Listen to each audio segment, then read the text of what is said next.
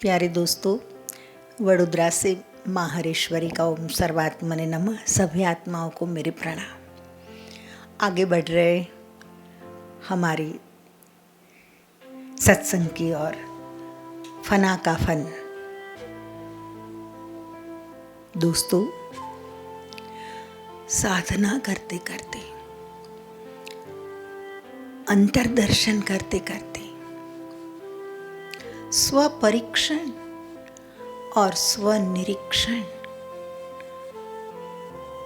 स्व की परीक्षा, स्वयं की परीक्षा और स्वनिरीक्षण, बारीकी से खुद को देखना, खुद का चलना, उठना, बैठना, बोलना, जो कुछ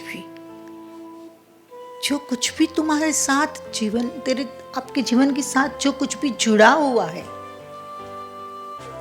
व्यक्तिगत रूप से पूरी तरह से उसे देखते जाना।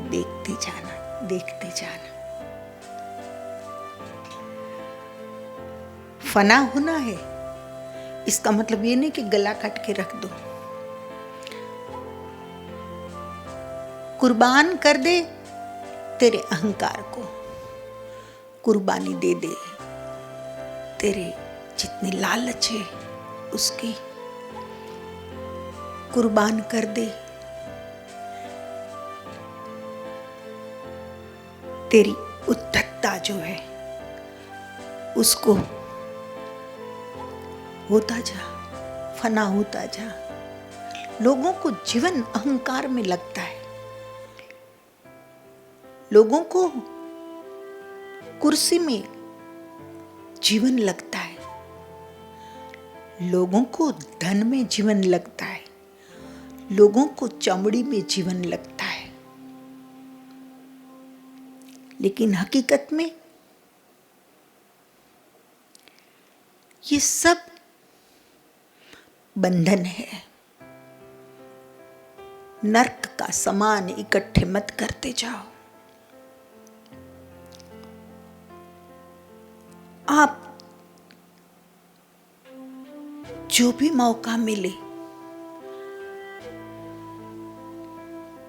तब भीतर के अहंकार से लेकर जितनी भी चीजें हैं जो आपको बाध्य करती है पराधीन बनने के लिए, उन सारी चीजों से धीरे धीरे मुक्त होते जाओ। उन चीजों को फना करते जाओ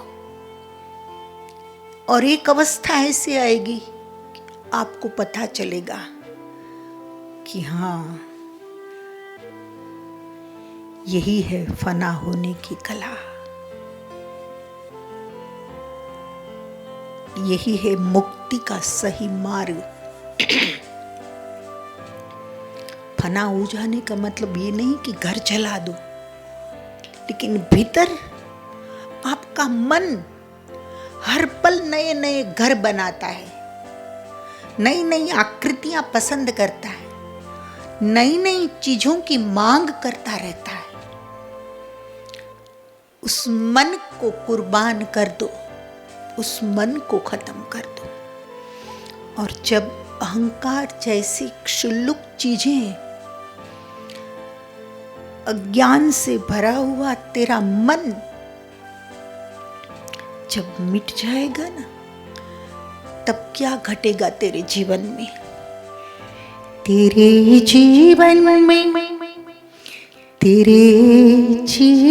में खुशबू फूल सी जिस दिन उतर आए, तेरे जीवन में खुशबू फूल सी जिस दिन उतर आए। एक दिन ऐसा आएगा कि तेरे जीवन में पुष्प जैसी खुशबू, पुष्प जैसी प्रसन्नता, पुष्प जैसी स्वभाव में नजाकत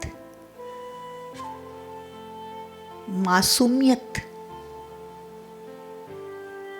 सहजता, स्वाभाविकता, ये जब तेरे जीवन में उतर आए, तुझे खुद को एहसास होने लगेगा। किसी के सर्टिफिकेट की जरूरत नहीं है। कोई बोले कि हाँ तू एनलाइटन हो गया, तो इससे कोई आप प्रबुद्ध हो जाने वाले नहीं है। और प्रबुद्धता को आपने प्राप्त कर लिया हो, और कोई बोले कि नहीं नहीं वो एनलाइटन नहीं है, तो इससे आपकी प्रबुद्धता मिट नहीं जाएगी। किसी के कहने पर मत जाओ। दोस्तों, आत्मनिरीक्षण और आत्म परीक्षण, ये दो चीजें ऐसी है आपको बदल देगी। जो भी निरर्थक है आपके इस जीवन में, लाखों लाखों चीजें निरर्थक है। निरर्थक देखना, निरर्थक सुनना, निरर्थक बोलना, निरर्थक सोचना, निरर्थक करना, ऐसी लाखों चीजें हैं। और ये सब जब भस्मीभूत हो जाएगी, तब असल में तू फना हो गया। परमात्मा के लिए तेरे भीतर जगह हो गई। तूने जगह ही नहीं रखी थी। परमात्मा कहते हैं मैं तो अर्पल आने के लिए तैयार हूं, लेकिन दरवाजे ही तूने बंद करके रखे, तो मैं क्या करूं। और जब भीतर अनुभूति होने लगती है, आप जब सत्य में प्रवेश के लिए साधना करते करते द्वार खोल देते हैं और द्वार खुल जाते हैं सत्य के, मन खत्म जब हो जाता है, तब क्या होता है, जीवन में पुष्प जैसी सहजता, स्वाभाविकता उतर आएगी।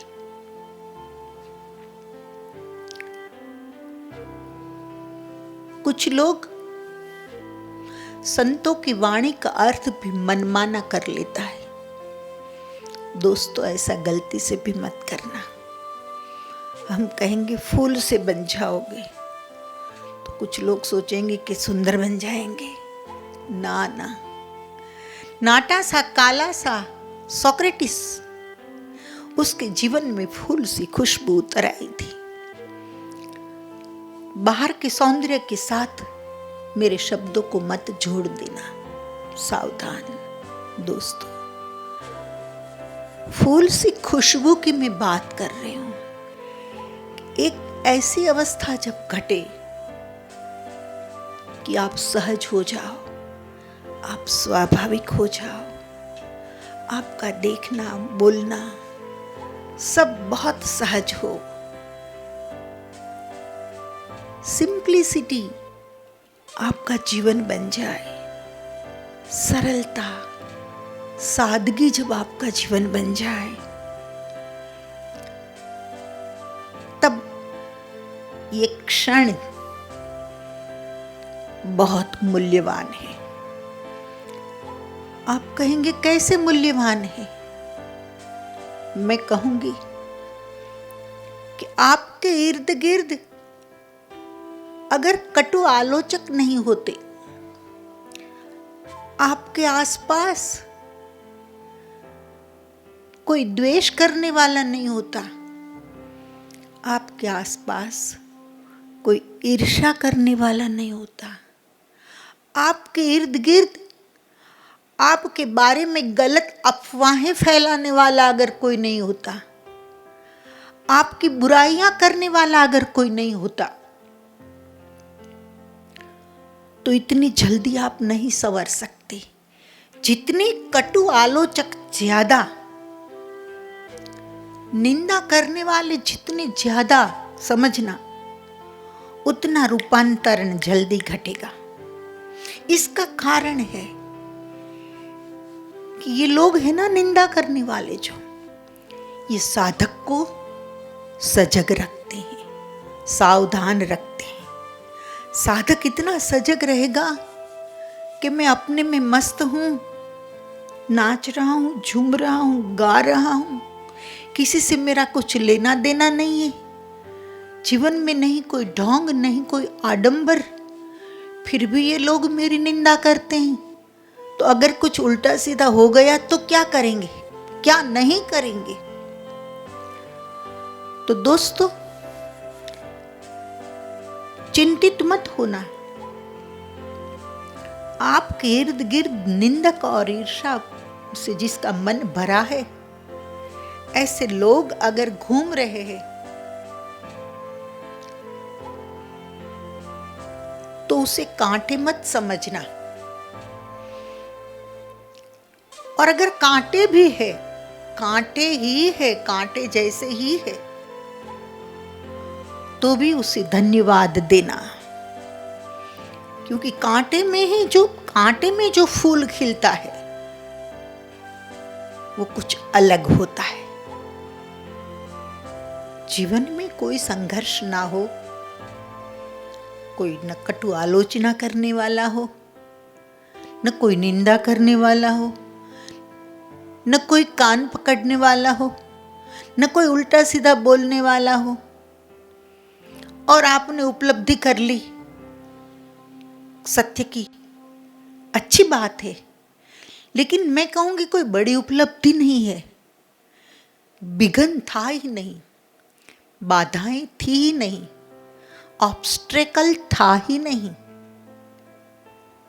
कोई डिस्टर्ब करने वाला था नहीं। आपको मौन में रहना है, आपको इनफ एनवायरनमेंट ऐसा मिल गया है कि आप मौन में रह सको। आपको ध्यान में बैठना है, आपको शांत माहौल मिल गया, अथवा आपको नाचना है तो आपको पर्याप्त जगह और स्वतंत्रता मिल गई, तो इसमें कोई बड़ी बात नहीं है। हर प्रकार की सुविधा के साथ तो कोई भी कुछ भी कर सकता है, लेकिन मैं कहती हूं, ये मेरा अनुभव बोल रहा है, मैं कहती हूं कि हर एक प्रकार की बाधाओं के बीच में रहकर, हर एक प्रकार के लोगों के बीच में रहकर, हर एक प्रकार के कठिन परिस्थितियों में से गुजरकर, हर एक प्रकार की परीक्षाओं में से निकलकर भी अगर आपने न गिला न शिकवा, आप बस आत्मनिरीक्षण और आत्म परीक्षण, दूजा क्या कर रहा है मुझे देखना ही नहीं है, मुझे क्या करना है, मुझे सिर्फ स्वयं को देखना है, स्वयं में झांकना है, स्वयं को भांपना है। जो कुछ प्रयोग होगा स्वयं के साथ होगा, सारे विघ्नों के साथ, सारी बाधाओं के बीच में नहीं छूटेगी साधना। पूरे नेगेटिव माहौल में भी आप अपनी स्वयं की साधना के प्रति की पॉजिटिविटी नहीं छोड़ेंगे और दूसरों के प्रति नेगेटिव होंगे नहीं। ये सबसे बड़ी परीक्षा कि सब नेगेटिव है, लेकिन मैं नेगेटिव उन लोगों के नहीं बनूंगा, नहीं बनूंगी। और मेरी तरफ बहती हुई मेरी ही ऊर्जा, मेरी शक्ति, मेरे विचार, ये मेरे विकास के लिए पॉजिटिव बनते रहेंगे। ये सबसे बड़ा आत्म परीक्षण है, स्वयं की परीक्षा है। और निंदकों के बीच में जो अपनी साधना में पार उतर जाता है, उसके जीवन में एक दिन पुष्प जैसी, फूल जैसी सहजता, स्वाभाविकता और सकारात्मकता की खुशबू उठती है।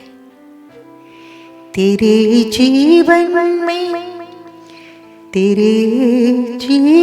में खुशबू फूल सी जिस दिन उतर आए, उतरती फील होता है हमको कि कहीं से आ रहा है। नीचे की दुनिया आपको नीचे की तरफ खींचती रहेगी। ये नीचे की दुनिया का स्वभाव है। नीचे की दुनिया भले नीचे की ओर आपको खींचे, आप ऊपर देखकर विराट से सहायता मांगते रहो। वेदांत यही तो कहता है, उपनिषद वही तो कहते हैं। ईशावास्य इदं सर्वम, ईशावास्य उपनिषद कहता है, ईशावास्य इदं सर्वम, यहां जो कुछ भी है ईश्वर का आवास है। वाह, क्या अनुभूति है उन ऋषियों की भी। समग्र विश्व ये ईश्वर का आवास है। ईश्वर के सिवाय कुछ है ही नहीं। जब विराट की ओर देखकर, आसमान की ओर देखकर जब आप मांगेंगे कि मुझे हकारात्मकता चाहिए, हे परमात्मा, अगर मेरी पात्रता आपको लगती है तो दौड़े आना मेरे लिए। आ जाएंगे। मीरा के लिए आए तो आपके लिए क्यों नहीं आएंगे? बिल्कुल आएंगे। तो फिर क्षण क्या होगा? वह क्षण कैसा होगा? तेरे जीवन में खुशबू फूल सी जिस दिन उतर आए। एक दिन ऐसा आएगा कि बरसने लगेंगे, ऊपर से आशीर्वाद बरसने लगेंगे, अध्यात्म की खुशबू बरसने लगेगी और तेरे द्वारा फिर फैलने लगेगी, तेरे ऊपर बरसेगी और तेरे द्वारा प्रसारित होने लगेगी। तो बिल्कुल सहज और स्वाभाविक हो जाएगा, बिल्कुल सहज, सिंपल। तेरे जीवन में खुशबू फूल सी जिस दिन उतर आए। जिस दिन तेरे जीवन में फूल सी खुशबू उतर आए, सहजता उतर आए, स्वाभाविकता उतर आए, तब तुझे क्या समझ लेना है? समझना उसी दिन कांटे तुम्हारे काम आते हैं। तब समझ लेना कि कांटे काम आते हैं। लोग कहते कांटे क्या काम के? कांटे बहुत उपयोगी होते हैं। कांटों के बीच में पुष्प खिल गया तेरा हृदय का, बहुत हो गया। समझना उसे दिन कांटे तुम्हारे काम आते हैं। इसलिए मैंने एक बात पर आज ज्यादा जोर दिया है कि कांटों की शिकायत मत करो, दुष्टों की शिकायत मत करो। ईशावास्यम जगत सर्वम, ये भाव रखो। निंदकों से बैर भाव मत रखो, वे आपके काम आते हैं। कबीर ने कहीं कहा है ना, निंदक नियरे राखिए, निंदक नियरे राखिए, आंगन कुटीर छबाए। निंदक को तो आंगन में कुटी छबाकर अपने बिल्कुल पास रखो, क्योंकि निंदक 2400 घंटे वॉच रखेगा आपके ऊपर, वॉच वो रखेगा और रूपांतरण आपका होगा। निंदक नियरे राखिए, आंगन कुटीर छबाए, बिन पानी साबुन बिना निर्मल करे सुभाए। बिन पानी साबुन बिना निर्मल करे सुभाए। एक पैसे का भी खर्चा नहीं और हमारा स्वभाव निर्मल रखने में कांटे काम आते हैं। कांटों से भी सहयोग ले लो, आपकी सहन शक्ति की परीक्षा हो जाएगी। तो फिर से एक बार कहती हूं,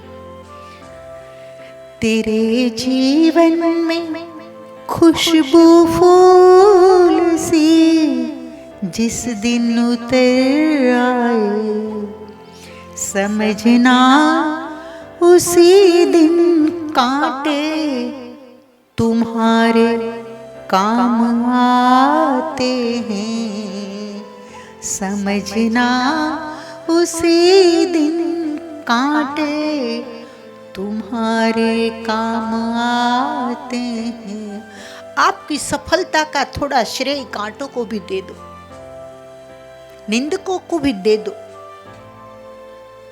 उनको भी धन्यवाद दो